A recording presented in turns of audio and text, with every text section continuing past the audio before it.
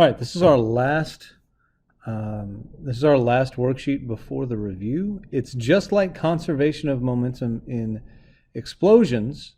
It's just in reverse. It's collisions. We have two objects that are apart and coming together. So here's what I want us to do for every question. If we're doing it all at once, what I'd like is for you to draw two masses. Sorry about that. Mass 1 and mass 2. And then afterwards, draw the same two masses, mass 1 and mass 2. So beforehand, let's say this has velocity 1 and this has velocity 2. This one has velocity 1 final and velocity 2 final. The big idea with all of this, just like before, first, make the diagram, label the diagram. This is the most helpful thing that you can do because we're going to say that initial momentum for the whole system is equal to final momentum for the whole system. In order to calculate the initial momentum, we're going to do momentum of object 1 plus momentum of object 2 equals final momentum of object 1 plus final momentum of object 2. So if we want to calculate the initial momentum, we're going to take mass 1 times velocity 1. That gives me momentum 1. So m1 v1 plus mass 2 times velocity 2. m2 v2 equals mass 1 times velocity 1 final. Again, we just multiply those two things together to get the momentum, plus mass 2 times velocity 2 final. We're just going to multiply those two things together to get the momentum. But here's the deal. You will have almost all of this information. You'll have the masses, and you'll have 3 out of the 4 velocities, which means the only thing you don't know is v2 final. This picture is going to help you with the calculations. Now, as we go back to the first question, it's going to step us through a little bit. So part A is draw the picture before and after the collision, draw the arrows showing the velocities of each car. So we have two cars traveling in opposite directions on the highway when they collide head on. So we have a 1,200 kilogram mass, that's apparently the Chevrolet, traveling north with the speed of 35 meters per second. It's going to run into a Ford that has a mass of 1,400 kilograms, which is traveling to the south with the speed of 28 meters per second. See, we've drawn the beforehand. They're going to collide and stick together after the collision. Now, what that means when they stick together after the collision is that they have the same final velocity. So the 1,200 kilogram car and the 1,400 kilogram car, in this case, each have the same final velocity. And that's what we're going to look for. So to get the total momentum of the system before the collision, that's going to be momentum 1 plus momentum 2. Well, momentum 1 is 1,200 times 35, plus momentum 2, 1,400 times 28. Now here's the thing with that 28. It's going in the opposite direction, so I have to make it negative. So the initial momentum for object 1, 1,200 times 35, is 42,000 kilogram meters per second, plus momentum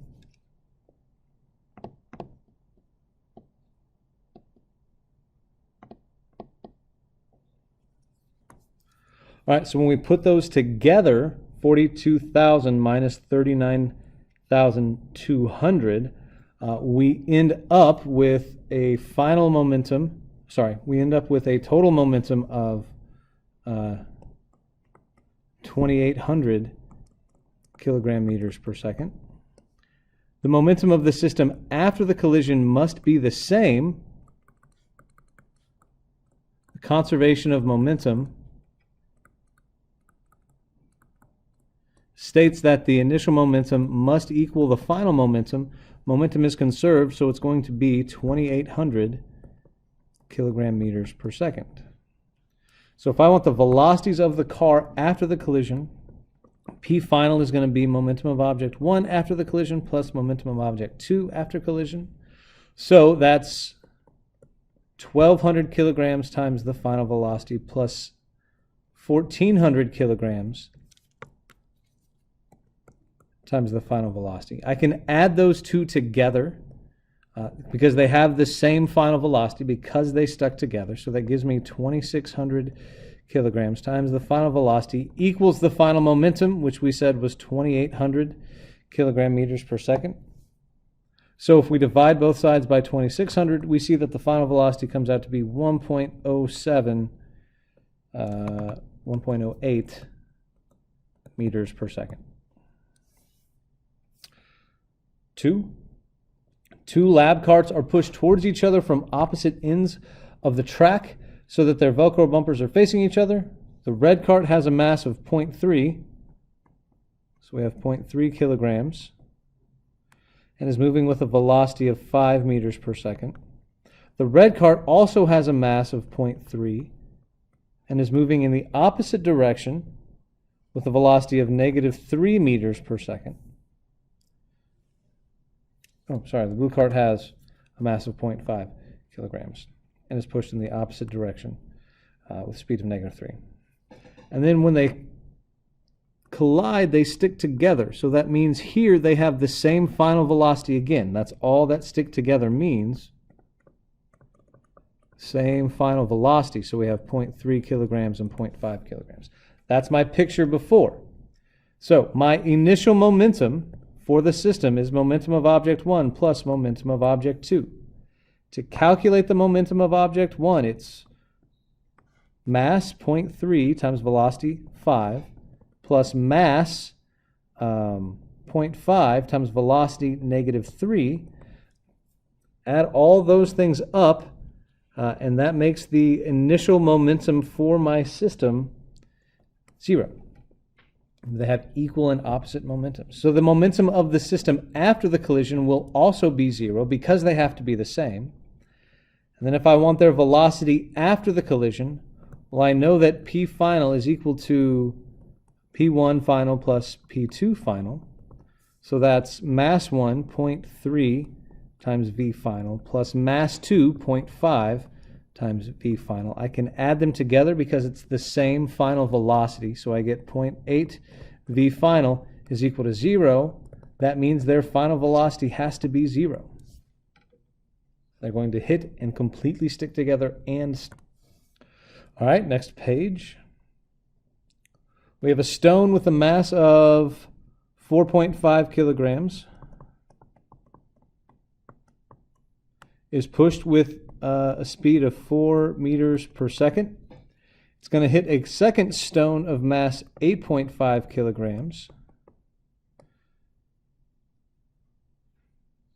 And that stone is going to be at rest because we needed to say that. I'm sorry that we didn't. After the collision, the first stone, so the 4.5 kilogram stone, slides backwards. So it's going to go this way with a speed of -0.5 meters per second. And then we don't know what the 8.5 kilogram stone is going to do. So notice here we have all the things except for the last velocity. Calculate the total momentum of the system before the collision.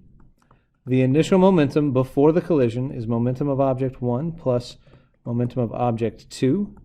So we're going to get 4.5, the mass, times the velocity of 4, plus 8.5 times 0.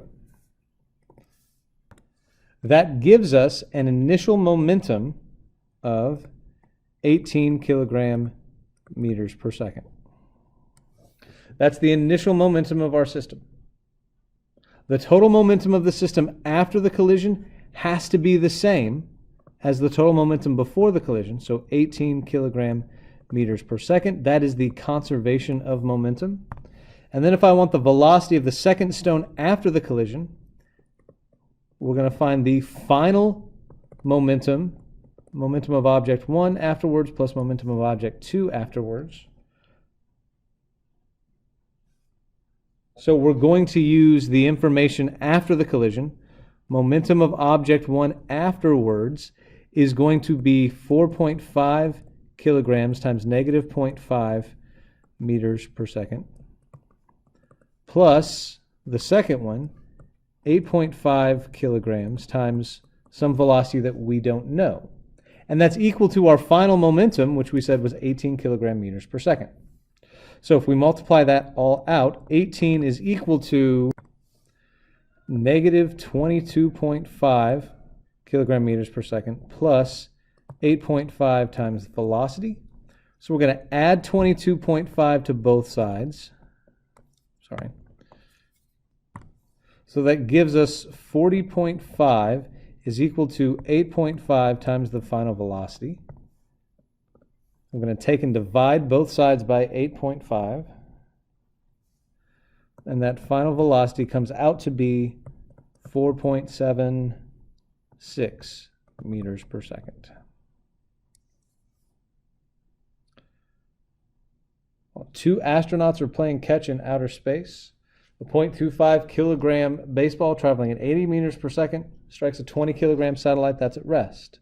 Calculate the velocity of the satellite, and then one rebounds at the speed of negative 20. Calculate the velocity of the satellite after the collision. First, we need our picture. Our picture has 2 objects before, same 2 objects after. We're going to do this all at once, right? So we have a 0.25 kilogram baseball going at 80 meters per second. It's going to hit a stationary 20 kilogram satellite. After the collision, the baseball, so 0.25 kilograms, rebounds, so it goes backwards with the speed of negative 20 meters per second. And we want to know the final velocity of the satellite. So with this, we are going to set initial momentum equal to final momentum. So we're going to have P1 plus P2 equals P1 plus P2 afterwards. Based on our numbers, that's going to be 0.25, the mass, times 80, the velocity, plus 20 times 0, is equal to 0.25 times negative 20, plus 20 times the velocity that we don't know. And we're going to solve that equation for the velocity that we don't know. 0.25 times 80 is 20 plus 0 is equal to negative 5 plus 20v. So we'll add 5 to both sides. So we get 25 equals 20v, and that final velocity comes out 1.25 meters per second. And since it's positive, it's going the same way that the baseball was going beforehand. Number 5, we have an 800 kilogram train moving,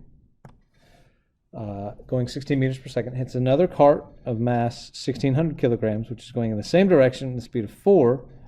The first car slows down to 10. We want to know the velocity of the second car. So with this, draw 2 objects before the collision and 2 objects after the collision. The first one has a mass of 800 kilograms.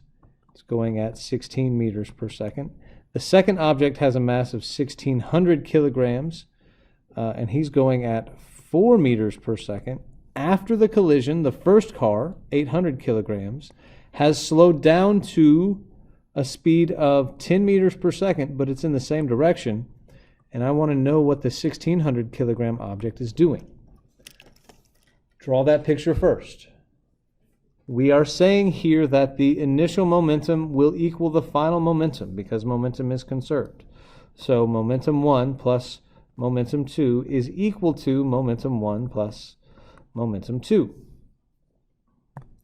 For our numbers, momentum 1 is mass 1, 800, times 16, velocity 1, plus 1,600, mass 2, times velocity of 4 meters per second. And that's equal to momentum of 1 afterwards, 800 times 10, plus momentum 2 afterwards, 1,600 times that velocity. All we don't know is that velocity, so we just have to solve for it. So 800 times 16 is 12,800 plus 1,600 times 4, which is 6,400, is equal to 800 times 10, 8,000 plus 1,600v. We'll combine some things. So we end up with 19,200 is equal to 8,000 plus 1,600v. Subtract 8,000 from both sides. Those cancel out, and we get 11,200 is equal to 1,600 v. Divide both sides by 1,600, and that final velocity comes out to 7 meters per second.